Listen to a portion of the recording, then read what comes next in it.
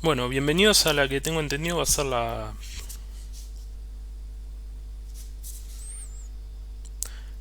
bienvenidos a la que tengo entendido va a ser la primera charla del bloque de C de esta PyConar 2020 virtual. Soy Agustín y era mi intención darles una especie de introducción a C desde el punto de vista de un programador en Python. Hay muchas comparaciones que se pueden hacer entre los dos lenguajes y que en mi experiencia a mí personalmente me ayudó muchísimo más a entender de qué se trataba C que si uno se acercara al lenguaje sin ningún otro preconcepto. Por ahí uno ve al lenguaje C como un monstruo enorme, grande, oxidado que viene a ahogarlo con punteros nulos y segmentation faults. Vamos a ver de qué se trata todo eso. Pero en realidad no lo veo tan así. C es un lenguaje, no es un lenguaje, es un lenguaje muy viejo. Tiene más de 40, 50 años de edad. Muchas cosas pasaron en todo ese tiempo en el campo de la programación. Pero al mismo tiempo es un lenguaje muy simple. No sencillo, simple. No es sencillo de usar, pero es simple de entender. Tiene muy pocos conceptos que forman lo que es la esencia de C, que una vez que uno comprende eso, ya tiene muchísima parte del camino recorrido y es mucho más fácil seguir adelante con todo lo que es el trabajo propiamente dicho con el lenguaje. Pero ¿por qué aprender C? En el 2020 salieron un montón de lenguajes nuevos que se puede argumentar que hacen lo mismo, que sean cosas muy parecidas a C, pero mucho más fáciles de usar, mucho mejores. Más allá de eso, C hace muchos años ya que no sale del índice TIOBE, que es el índice de los lenguajes más populares. Muchos lenguajes entran y salen a través de los años, pero C permanece ahí en los primeros lugares. Sigue siendo popular, es el lenguaje usado para muchos proyectos open source enormes: Redis, Linux, SQLite, Python mismo. Pero más allá de la popularidad, ¿qué utilidad le puede tener aprender C? Una es si estamos cortos de performance en algún código Python que escribimos y necesitamos salir al paso con algo que nos permita saltar esa barrera de performance. La solución más sencilla por ahí es extenderlo con C. Uno escribe una extensión en C, la incluye en el código Python y usa eso. Y medio que se salta el obstáculo de performance que tenía en primer lugar. Es una manera muy viable de evitarse eso. Otra, por ejemplo, si queremos entender cómo funciona Python por debajo. CPython es la implementación estándar de Python y, como su nombre lo indica, está escrito en C. Y si uno quiere entender cómo funciona el intérprete de CPython, inevitablemente va a tener que saber leer C, y mucho. Y una apreciación personal es que si podés aprender C, podés aprender cualquier otro lenguaje. Por ahí estoy equivocado, por ahí no, pero así lo creo yo. No voy a enseñar sintaxis. No voy a enseñar cómo usar librerías específicas. Para mí esas son cosas más de manual de referencia, que en una charla de todas formas no habría el tiempo para usarlo y tampoco la utilidad, dado que esto es una conferencia de Python y no una de C. Lo más importante para mí son los conceptos siempre. De eso se desprende todo lo demás. Y los conceptos que vamos a ver de C comparados con Python son estos 5. Cómo se compila el lenguaje en el caso de C o cómo se interpreta. La realidad no es tan así como se propone acá. Me es más útil en el contexto de la charla hablar de lenguaje compilado y lenguaje interpretado a secas, pero si quieren extenderse más al respecto, tienen un link a un blog post de uno de los core developers de Python que lo explica muy bien en dónde cae Python en ese lugar. Pero para los límites de esta charla, C es compilado y Python es interpretado. Más adelante vamos a verlo. También está el tipado. Tipado estático, tipado dinámico. ¿Qué diferencia hay? ¿Qué ventajas, desventajas nos da cada uno? Queremos usar código de terceros, obviamente, porque un programador solo no va a llegar muy lejos. ¿Cómo maneja C eso comparado con Python? También un concepto central a C son los punteros y muy relacionado a los punteros los arrays. ¿Cómo se compara eso con el manejo de referencias que hace Python y las listas, por ejemplo, que son lo más cercano a los arrays que tenemos en Python? Sí. Y para finalizar, otra estructura de datos muy importante son los structs, que el pariente más cercano en Python serían las tuplas. Arrancamos por el tema de la compilación. A los fines de esta charla voy a dar una definición que es una definición medio errónea, porque la pregunta de por sí no tiene mucho sentido hoy en día. De nuevo, si quieren profundizar en eso, vayan al post que les mencioné. Pero a los fines de esta charla vamos a decir que C es compilado y Python es interpretado. ¿Qué quiere decir esto? Yo tengo un archivo de Python, lo ejecuto con el intérprete de Python y el intérprete de Python va a ir ejecutando cada sentencia de a una por vez. Si yo tengo un error en el código, no me lo va a detectar apenas hasta no llegue a esa sentencia. Esto de ejecutar una línea por vez me permite tener algo que se llama REPL, que es levantar un intérprete de Python y escribir las líneas a medida que se me ocurren. Y también bloques de código. Esto me da la ventaja de tener un feedback inmediato sobre lo que yo programo. Yo escribo de a una línea e inmediatamente veo, ¿funcionó o no funcionó? Bueno, cambio o no cambio, cómo se puede mejorar. Y, o sea, veo los resultados instantáneamente. Y esto también me da el REPL, que todos lo usamos muchísimas veces para probar una línea. No nos acordamos cómo funciona algo, bueno, vamos al REPL, probamos línea, listo. Imagínense tener que pasar todo por un proceso de compilación para probar algo que no te acordabas. Eso es lo bueno de Python. Una de las desventajas de no ser un lenguaje compilado es que se precisa un runtime, porque si la compilación tiene que suceder en algún momento. En el momento de la ejecución yo tengo que tener eso con que yo compilo el código. Entonces el host tiene que tener el intérprete de Python, lamentablemente. Otra cosa de la interpretación es que baja muchísimo la performance del código generalmente comparado con lenguajes compilados. Porque en la compilación se producen varias optimizaciones debido a razones que vamos a ver más adelante. ¿Cómo es el caso de C? En el caso de C yo compilo el código de antemano. Tengo mi archivo fuente y a partir de ese archivo fuente genero un binario. Ese binario tiene más información de antemano en cuanto a el código. Eso nos permite realizar muchas optimizaciones.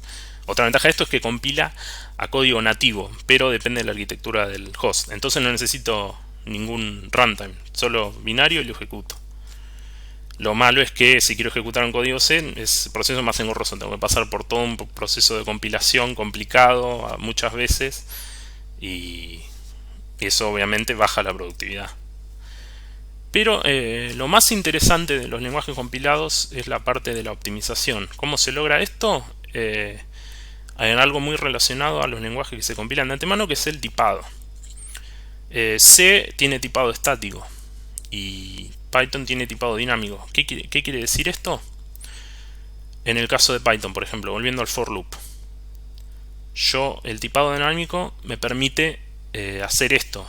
Yo no sé qué tipo es X, yo no sé qué tipo es D, yo no sé qué tipo es B, y realmente no me interesa. Lo único que me interesa es que yo pueda hacer una iteración sobre D, que pueda hacer un print sobre X y que pueda sumar B y X. Esto se llama generalmente doctyping.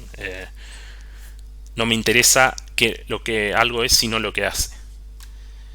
Ahora bien, si yo les preguntara cuál es el tipo de D, ¿me podrían decir? No, en realidad el código que tenemos ahí no nos dice qué tipo es D. D podría ser una lista, podría ser un diccionario, podría ser muchísimas cosas. Cualquier otra cosa, de hecho. Lo mismo X. En este caso resulta que B es un entero y X es un string, pero yo no tenía forma de saberlo solo con este código.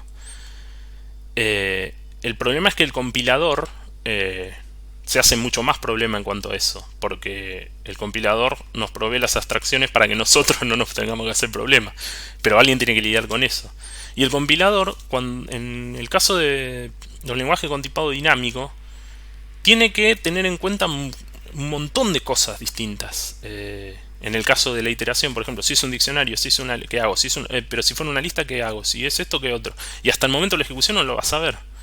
Entonces, al tener en consideración más posibilidades a dónde va a ir el código, digamos, la performance baja muchísimo. Y en cuanto a errores de tipo, solo aparecen al momento de la ejecución. Yo no tengo forma de verlos de antemano, a menos que use type hinting y otras cosas que son una especie de muleta, no son algo muy integrado al lenguaje. ¿Cómo es el caso de C? En el caso de C nosotros definimos los tipos estáticamente, es decir, en el mismo código. Ya al momento de la compilación, el lenguaje C sabe los tipos de todas las variables que va a manejar y de todos los datos. Por ejemplo, yo defino una variable entero y estoy haciendo un print a pantalla con interpolación de variables. Ese porcentaje S quiere decir, acá iría una variable de tipo un string iría, pero yo no le estoy pasando un string. Eso debería ser un error, ¿no? Y efectivamente cuando compilamos el código nos muestra el error en forma de warning en realidad. Va a compilarlo, pero va a decir, che, acá me está pasando, mirá que no me está pasando el tipo que yo espero. Y cuando ejecutamos pasa lo que esperábamos, un error. En este caso un error de segmentación. Más adelante vamos a ver qué significa eso. El error obviamente es que no coinciden los tipos del string. Como lo arreglamos, cambiamos. En vez de esperar de imprimir un string, imprimir un entero. El error no aparece, el compilador no se queja. Esto nos da mayor performance. Los errores de tipo aparecen en el tiempo de compilación. Pero esto nos da mayor burocracia a la hora de escribir código. No solo tenemos que escribir código, sino que tenemos que acordarnos de poner los tipos de cada variable. Y esto complica mucho las cosas muchas veces. Siguiente. ¿Cómo usamos código externo de terceros? En el caso de Python es muy sencillo, usamos la sentencia import. Nos traemos el módulo time, accedemos al miembro time y esto nos da el tiempo ahora en segundos desde el epoch de Linux, creo que se llama. También podemos traernos la función time, en este caso del módulo time, lo mismo. O podemos traernos todo y dentro de eso está la función time. También podemos importar código nuestro. El import relativo, estamos situados en un lugar, queremos traernos un archivo bienvenida.py, hacemos el import sobre ese archivo y ejecutamos la función hola que se encuentra dentro de ese archivo. Pero lo interesante de esto es que no se trae la función en sí, se trae el módulo y la función permanece dentro del módulo. Si yo intento acceder a la función por fuera del módulo, digamos, no la va a encontrar. Y es lógico porque no la incorporó a lo que se llama el namespace. El namespace es un conjunto de símbolos que hacen referencia a objetos vivos dentro del intérprete. En este caso, cuando buscamos el nombre hola dentro del namespace no lo va a encontrar. Está definido en el namespace de bienvenida. Ahí sí está. Esto nos permite tener muchos módulos con miembros del mismo nombre, pero que no haya interferencia entre ellos. Entonces, definimos que Python usa su sistema de módulos. ¿Cómo manejas el código externo? Usando directivas de preprocesador. Y antes de explicar esto, conviene entender más o menos cómo funciona las etapas de compilación de un programa de C. Tenemos 4 etapas: preprocesamiento, compilación, assembly y linking. La primera es el preprocesamiento. Una parte del compilador que se llama preprocesador hace justamente eso. Preprocesa los archivos antes de mandárselo al compilador. ¿Qué es este preprocesamiento? Es básicamente copiar y pegar. Busca algo que se llama directivas de procesador, que son sentencias que empiezan con el numeral. Interpreta esas sentencias de cierta forma. Cuando encuentra una sentencia include, por ejemplo, es similar al import estrella. Agarra todo lo que haya en este caso en el archivo stdio.h, lo va a copiar y pegar en ese mismo archivo. ¿Qué es ese archivo? Es parte de la librería estándar, lo pueden encontrar en cualquier distribución Linux. En este caso se encuentra en user include. Ahí se guardan todos los archivos de la librería estándar. Y el resultado va a ser que nuestro archivo se va a ver algo así. Nosotros si vamos a stdio.h vamos a encontrar algo como esto. Es mucho más largo, saqué la parte que me interesa. Esto nos lleva a cómo se dividen los archivos en C. Por un lado tenemos los .c, que es el código fuente que se va a ejecutar, y por otro tenemos los .h, que son archivos de encabezado o header, que contienen definiciones de variables y funciones, que son las que necesita el compilador para saber, en el caso del código que usemos, del código externo que usemos en un archivo, necesita esos header files que tienen información de tipos para poder llevar la compilación con éxito. Cuando tenemos todos los la etapa de preprocesamiento termina, podemos pasar a la compilación propiamente dicha. Sacamos código C y el compilador lo transforma en lenguaje assembler propio de la arquitectura objetivo de nuestra compilación. Yo esto lo compilé en un Linux con un procesador Intel. Si tuviera una AMD o una ARM, probablemente se vería distinto. Una vez que tenemos ese assembler, lo transformamos a código binario. Ese es el binario que se va a ejecutar. Pero este binario le falta algo. Nos falta incluir las referencias al código externo que usamos en nuestro propio código fuente. Y ahí es donde entra el linking. El linking va buscando referencias de las funciones, de las variables usadas dentro de nuestro código, las compara con los archivos header que incluimos. Los headers solo contienen, si fuera en el caso de una función, por ejemplo, no contendría la función entera, solo la definición del lenguaje. Entonces ya sabe, cuando llegue acá en realidad tenés que ejecutar tal función que se encuentra en tal archivo. En el caso del linking estático, esa función se incorpora todo el código al binario, o también en el caso de librerías dinámicas solo se hace una referencia si querés ejecutar esta función, la puedes encontrar acá, en este punto del file system. Eso se llama linking dinámico. Bueno, y en cuanto a los namespace,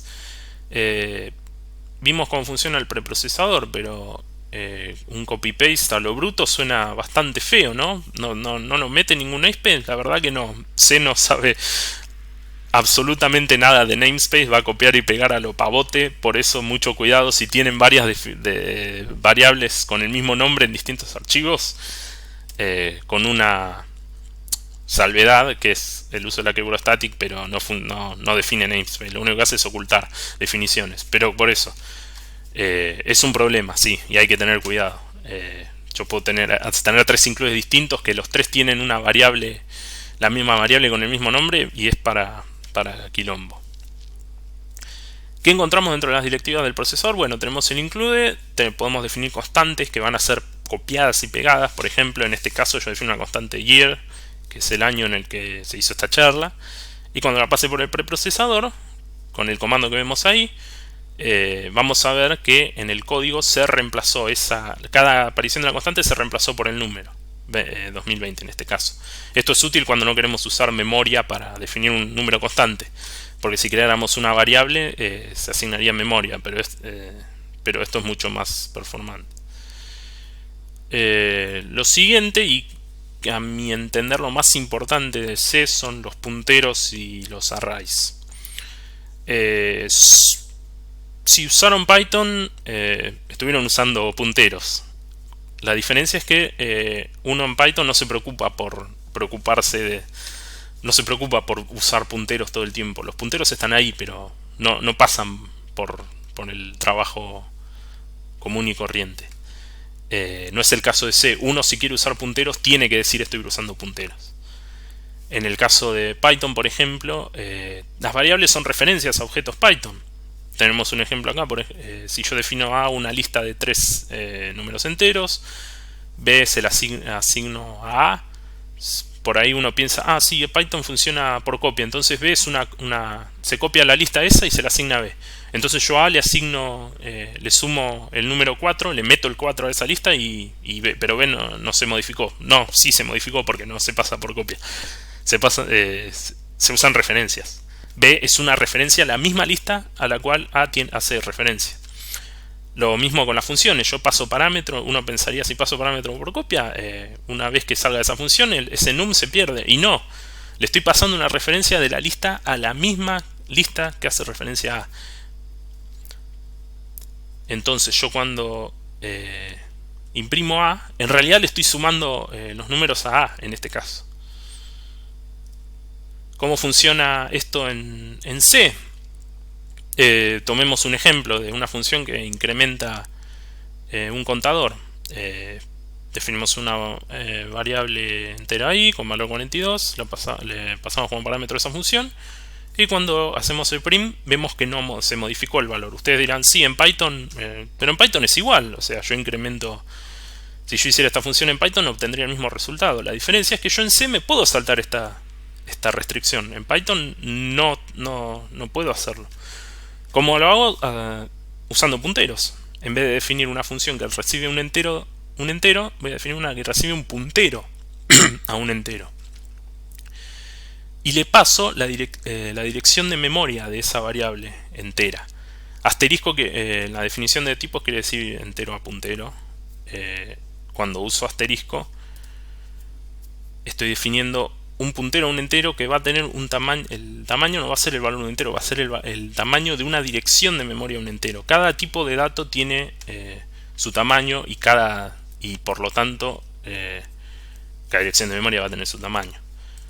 La regla más sencilla para ir entre conversiones es yo tengo un número, accedo a su dirección de memoria con el ampersand, y si tengo una dirección de memoria accedo al valor que está almacenando con el asterisco. También puedo acceder a ese puntero, también es un valor en memoria, entonces también puedo acceder a su dirección de memoria y así ad infinitum, por ejemplo, como curiosidad. ¿Cómo se relaciona esto con los arrays? En el caso de Python, que tenemos lo más cercano, que es una lista. Las listas guardan referencias a otros objetos. Acá, por ejemplo, guardo una referencia A, le sumo 4A, y este cambio se ve reflejado en B. Generalmente lo usamos para conjuntos de datos que son del mismo tipo. El array de C se comporta muy similar. Yo puedo definir un array la diferencia es que el array va a tener un tamaño fijo. Yo puedo modificar cada uno de sus miembros, puedo acceder a uno de sus miembros. Fíjense en la última línea, que curioso. Los arrays funcionan también como punteros. Fíjense que estoy haciendo una deferencia a un puntero en la última línea, más un espacio de memoria, y esto me retorna lo mismo que si accediera al segundo miembro del array. ¿Cómo se maneja esto con los strings? En realidad C no soporta mucho, no tiene muy bien soporte para strings. Es algo parecido, el tipo de string de por sí no existe. Es un array de caracteres, lamentablemente, con un carácter terminador al final que es /0. Pero vimos que los arrays son punteros, entonces yo puedo definir un puntero a un carácter que es un string y se puede escribir de esa misma forma, cosas de C. La única diferencia es que este string va a ser inmutable. ¿Por qué? Y acá entramos a otro concepto importante, que es la organización de memoria dentro de C. Básicamente tiene 4 áreas. Stack, que es la memoria local, ahí se van a almacenar los valores de todas las variables que se ejecuten definidas en el código. Cada vez que ejecute una función, su espacio de memoria se va a asignar ahí. Cuando se termine de ejecutar la función, se va a liberar ese espacio de memoria. Tenemos también la memoria dinámica o heap, que ahí van todos los datos que guardemos de manera dinámica. Yo le puedo decir al compilador, che, necesito, en tiempo de ejecución, le puedo decir, me das espacio para un entero, por ejemplo, y el compilador me va a devolver un puntero. Ahí tenés tu espacio, usalo para lo que quieras. Porque esto, por ejemplo, si escribimos un motor de base de datos, tenemos que manejar memoria que va y viene todo el tiempo, datos que van y vienen. Uno no sabe de antemano cuántos datos va a tener en la base de datos. Tiene que contemplar esa posibilidad. Y en el tercer sector es donde caen los strings o los punteros a caracteres, que son datos inmutables. No se pueden modificar porque se inicializan al principio apenas cuando ejecutamos el binario, y quedan ahí y no los podemos tocar. si estuvieran en la stack podríamos tocarlo, pero los punteros a caracteres que literales, string literales se llaman, caen ahí y no hay nada que se pueda hacer. Si quieren strings mutables, definan arrays. Y por último tenemos el código, que también es memoria. El código se carga en memoria. De hecho es lo primero que se carga, por eso está en la memoria baja. Y por último,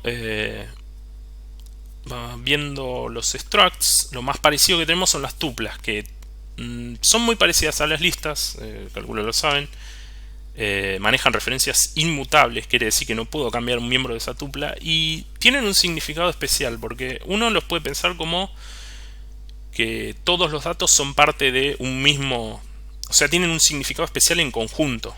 Si yo empiezo a ver, por ejemplo, esto podrían ser filas de una tabla de base de datos, cada dato en su posición significa algo. Si usan name tuples pueden definir lo mismo, una tupla a la que en vez de acceder por índice accedemos por nombre. Y los structs son eso, son estructuras de datos en cuanto a distribución de memoria son iguales a los arrays. Los arrays, yo defino un array de tamaño n de un tal tipo y el compilador me va a asignar n espacios de memoria del mismo tamaño, porque son del mismo tipo. Pero en el caso de los structs, cada espacio de memoria va a tener distinto tipo, porque yo defino, cada miembro va a ser de un distinto tipo. ¿Cómo accedo a los structs? Los inicializo de la misma forma que los arrays. Puedo tener punteros a structs, y una particularidad que se pueden llegar a ver es la forma de acceder a miembros de punteros de structs. Lo pueden ver de la segunda forma, mucho más común y mucho más legible. Bueno, cosas que se quedaron afuera. Memoria dinámica es muy importante, sí, les recomiendo que lo lean. Es pedirle un puntero a un compilador básicamente. Después manejar distintos inputs o outputs, si quieren escribir en un archivo, si quieren escribir en un socket, son punteros también. Programación dinámica, la cantidad de locuras que se pueden hacer con programación dinámica en C. Busquen punteros a funciones y vean lo que son los choclos, cómo se define un puntero a una función. Es un choclo imposible de leer, que es punteros. Comunicación interprocesos usando pipes o signals, punteros también. Concurrencia y paralelismo, también con punteros. Vean, si quieren divertirse, vean cómo se hace el fork de un proceso. Es algo increíble. Es un if y una función, nada más, lo único que les voy a decir. También pueden, si les interesa el networking, pueden ver programación en red, también se usan punteros. Y sí, mayormente C es punteros, es lo más difícil de agarrarle la mano. Una vez que le agarras la mano, es cuestión de familiarizarse con todo lo demás, que básicamente es lo mismo. Decimos que en Python todo es un objeto, bueno, en C todo es un puntero casi. Así que bueno, esta fue la intro a C, espero que les haya servido. C a distancia tiene la impresión de ser un monstruo enorme y amenazador, como les dije, pero por ahí después de esta introducción lo ven más como que está un poquito al costado. Sigue siendo peligroso, pero no tanto. Muchas gracias, y si tienen alguna pregunta, mi yo del futuro se las va a responder. Nos vemos.